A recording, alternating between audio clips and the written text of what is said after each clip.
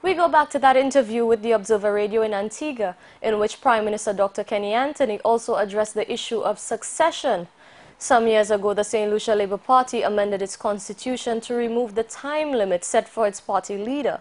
The question of succession in the St. Lucia Labour Party has arisen time and again.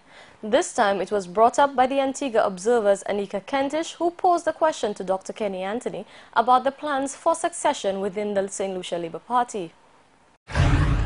I, Kenny Davis Anthony, do swear. Dr. Anthony said succession is inevitable. However, such decisions need to be made carefully because of the gravity of the position and its effect on the electorate, he said. Prime Minister Anthony does not believe a successor has to be chosen because society says it is so.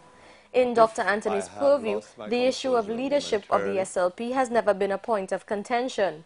I've always said to my party that those who wish to aspire to leadership ought not to feel embarrassed by that wish or by that ambition.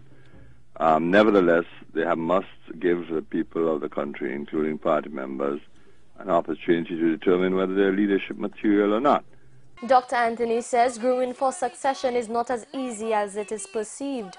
The choice for a successor is a responsible one, and though some may be handpicked, it is only under pressure will their true mettle and valor be revealed.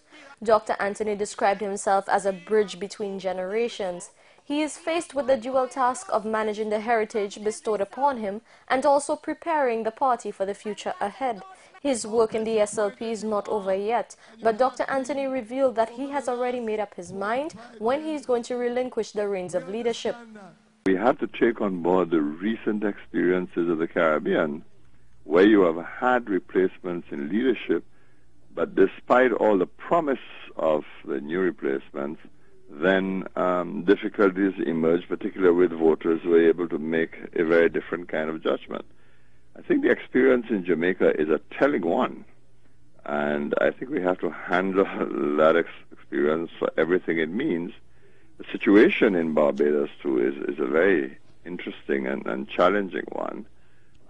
So one has to be very, very careful that you do not treat the issue of succession in the narrow way that it is being treated, that somehow the solution is just by replacing who is a current leader or an existing leader.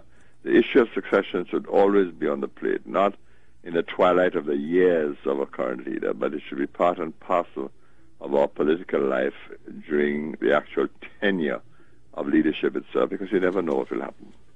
Have you yourself decided how long you plan to serve? I have, but I'm not going to make any disclosure about that. Dr. Anthony said he would like to demit office at a time when he feels that his future contribution can best be realized otherwise. Until that time, there is no word yet on when he will leave or who will succeed him.